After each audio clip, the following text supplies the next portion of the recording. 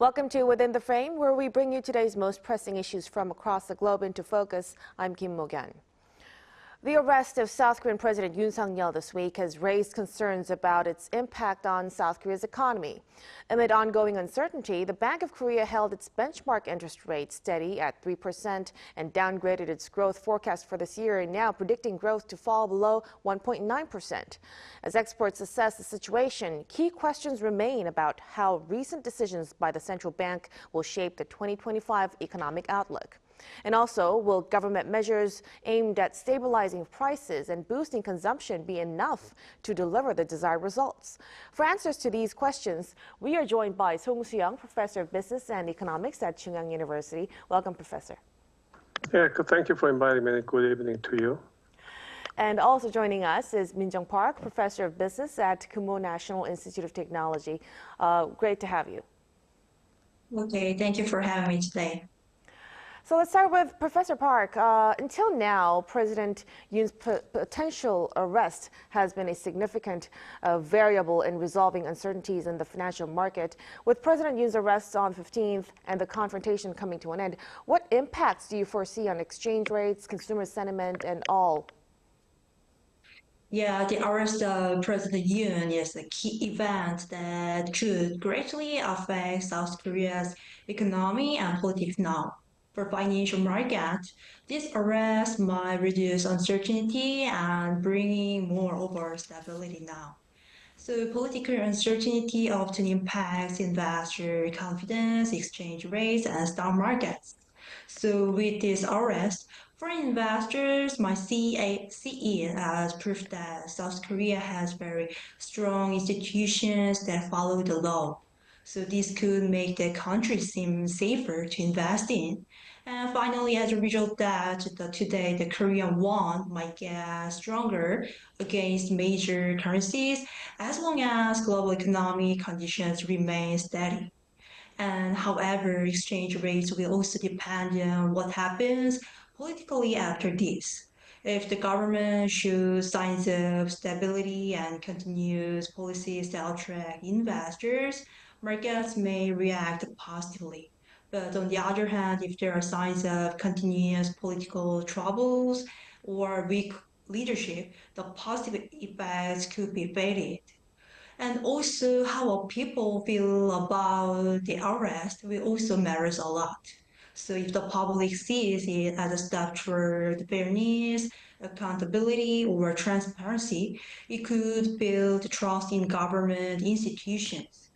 This trust may boost consumer confidence and leading to more spending and higher demand in the domestic market, and finally can lead to stronger economic growth.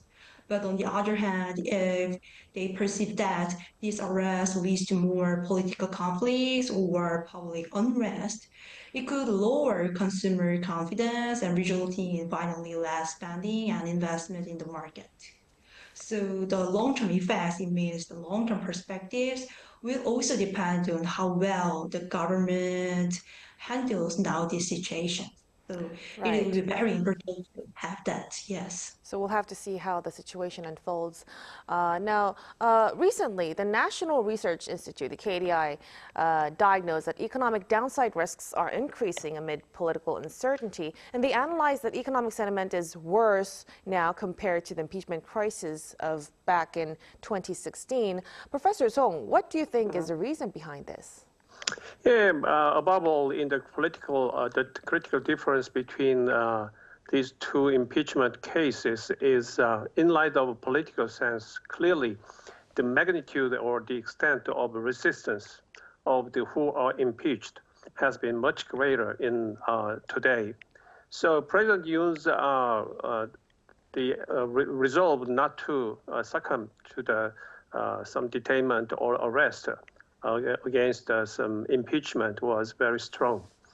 But in addition to that, the economic situation surrounding the impeachment and political crisis turmoil was much different, because in 2016, the trend of the overall economy has been plunged and on the recovery path from the 2008 financial crisis. Therefore, at least there is some positive aspects in the economy, in the atmosphere. And also, in addition to that, in 2016, actually the government has decided to decrease the interest rate from the 1.25% to 1%, and the base rate has been reduced, and that actually fostered the purchase of the fringe of the purchase of the apartment and residence particularly among the youngsters. So that is clear difference. But in this year, as the KDI had adjusted their economic growth rate, further reducing the growth rate. In addition to that, even the investment bank, such as Goldman Sachs and other the world-renowned investment banks, they have forecasted 1.8%, 1.9% for 2025 South Korean GDP growth rate. Even, as far as I know, JP Morgan has forecasted 1.3%. So that means the weakening demand is a really serious threat against the Korean economy. Even without the impeachment or political turmoil, still the economic situation is not at all good because we have faced some weakening demand. So this is a very similar situation in England, Britain.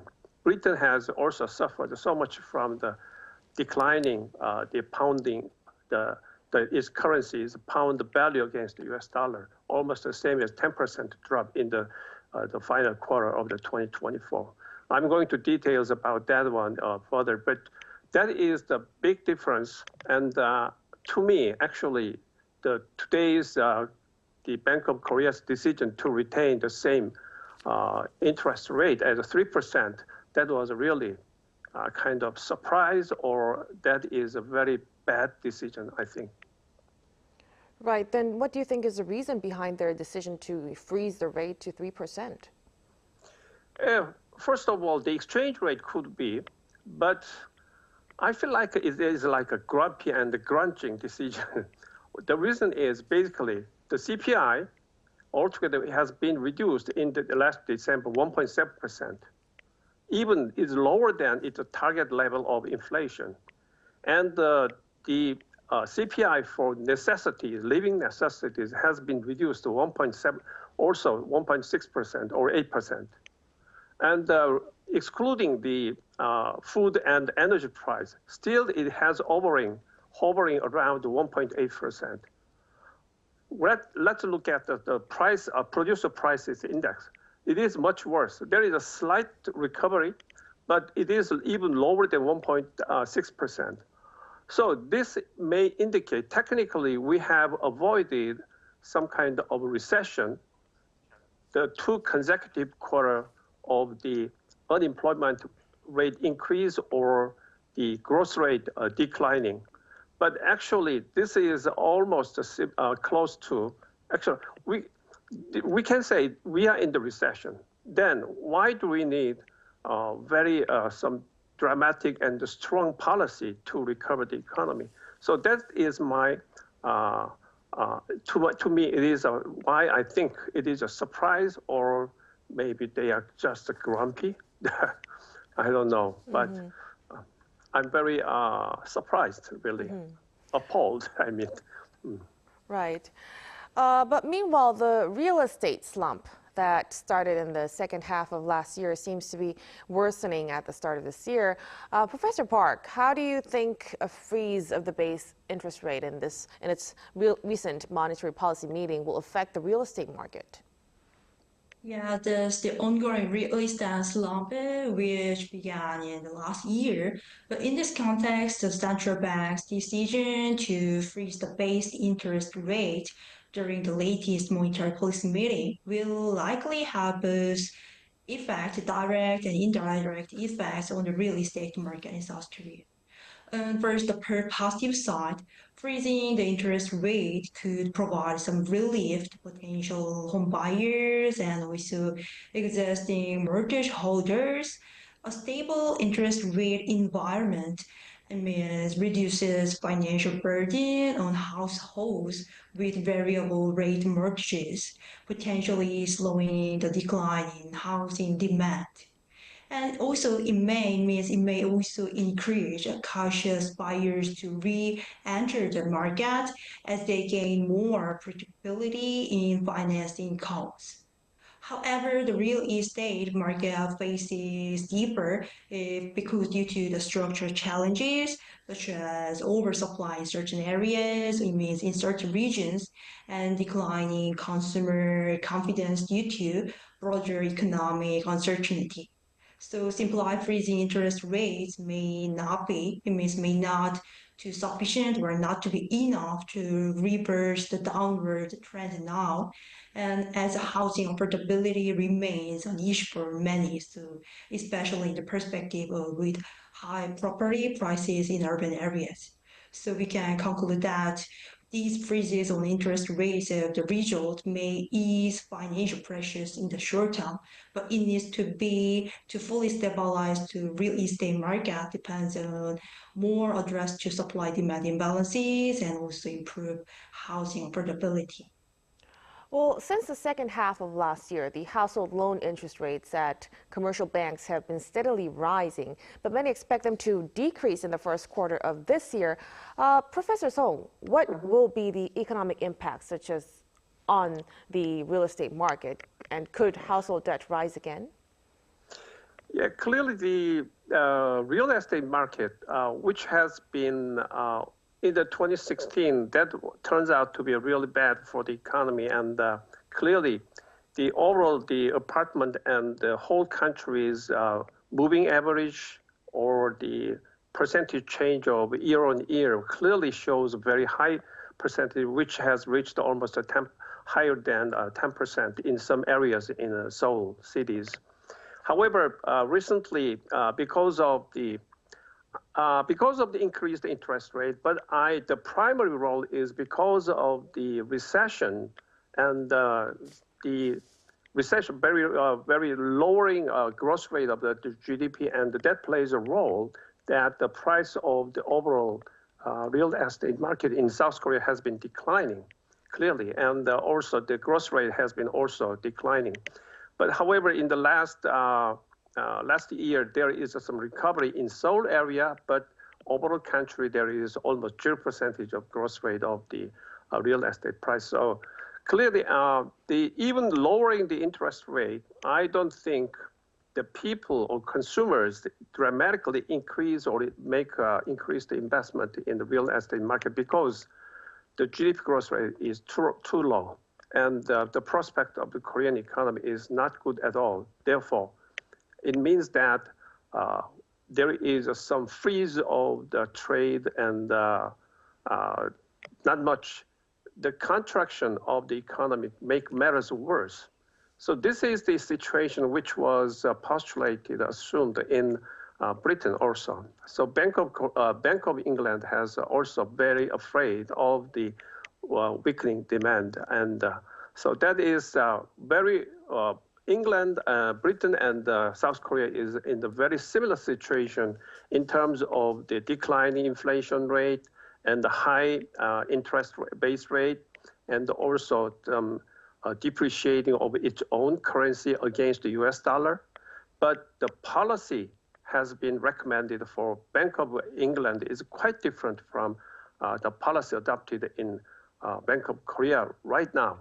But fortunately, there is no committee meeting in London right now because their first meeting in London, Bank of England, will be held in February. So we have another meeting in Bank of Korea meeting in February. So then we have to wait and see. But we don't have too much concerned about the depreciation of the currency against the US dollar. But because this is true to almost all the countries, only the US has remained very strong and robust. Then every other country has suffered a similar situation in terms of the exchange rate. Then we don't have to too much emphasis or too much concern of the exchange rate. Exchange rate should not be treated as a primary concern at all right now. GDP growth rate and the weakening demand must be treated as a primary concern right now. Right, so it all circles back again to weakening demand, the problem that is. Now, let's turn to the United States. There are expectations that the Federal Reserve may freeze interest rates at the upcoming FOMC meeting at the end of this month. Professor Park, what is your view on this, and what impact do you think it would have on domestic economic factors? Yeah, means the Federal Reserve decides to maintain the current interest rate. It would signal shift toward a more cautious approach in addressing inflation and economic growth. This decision this decision likely shows confidence that inflation is easing, that sharp rate hikes are no longer need to steady the U.S. economy. This could directly and indirectly impact South Korea's economy, especially in exchange rates.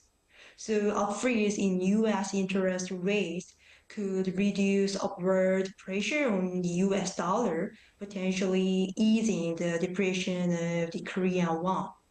This would provide some relief for import-dependent industries and also reduce the cost of servicing dollar-denominated debt. However, the magnitude of this impact would depend on how other major central banks, including the Bank of Korea, adjust their policies in response.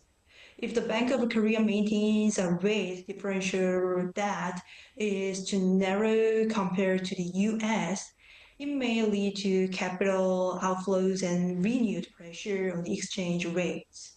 So from a broader perspective, stabilizing exchange rates could improve some specific business sentiment and reduce uncertainty for exporters, particularly in some sectors like automobiles and also semiconductors. Additionally, reduced volatility in exchange rates could support more predictable import costs, helping to elevate some inflationary pressures in domestic markets. But however, a prolonged freeze in U.S. interest rates may signal slowing global economic growth, which could dampen demand for South Korean exports.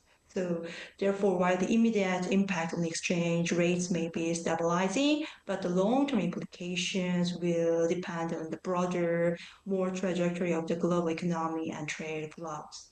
Right, so more global factors will play in here. Now, with the decline in economic growth, there have been discussions about supplementary budgets, of course, and the BOK has continuously mentioned the need for imposing them. Professor Song, what are your thoughts on this necessity? Primarily, the Bank of Korea would like the government to do the fiscal expansionary policy, and with the use of the supplementary budget, because the fiscal policy that was adopted under the impeached President Yoon was really it's like some failure because of the reducing the tax and reducing the government spending is a really worst policy, because increase the government spending and increase the tax rate, even though the net effect in terms of accounting perspective, it is equal to each other, but the effect on the economy is much different. Actually, increase the government spending and increase the tax rate has much bigger multiplier effect. That is just an economic textbook 101 case. So this very idiotic policy has been adopted, but at least that was aborted. That is good news. And then the burden of the lowering interest rate and the supply of the money is not enough to recover the economy. And the burden is put on the Bank of Korea. So that's why the Bank of Korea's the chairman or the committee may decide to keep the same rate this meeting. But we remember the remark or statement in last December was made by the chairman of RE. He has mentioned that at the impeachment and crisis and martial law, the temporary short-lived martial law crisis, he said that he is going to supply the liquidity almost infinitely. The purpose is clearly to stabilize the financial market, but now the Bank of Korea should consider more than that. In addition to the financial industry stabilization, the employment should be considered. Particularly yesterday, January 15th, the Statistics Korea has announced that the declining of the economic employment rate, particularly against the population ratio, has been dramatically dropped between among the workers age 15 to and over. Mm-hmm. So that means we have usually focused on the 15 years old and the 64 years old. That has remained constant, but there is a dramatic drop in the 15 years old and over. That means clearly there is a serious problem is under progress in the employment market, and unemployment has been increased dramatically 3.8%. So this is a really, I think, is a crisis and on the verge of recess. That's why I would like to demand not only the Bank of Korea, but also the Minister of Planning and Economy, they should combine the fiscal expansionary policy and lowering interest rate. All right. I'm afraid we'll have to leave our discussion right here. Professor Park and Professor Song, thank you so much for your insights tonight. We appreciate it. Thank you. And that'll be all from us on Within the Frame. Be sure to tune in next time as we continue to explore the stories that matter. Till then, stay informed and engaged.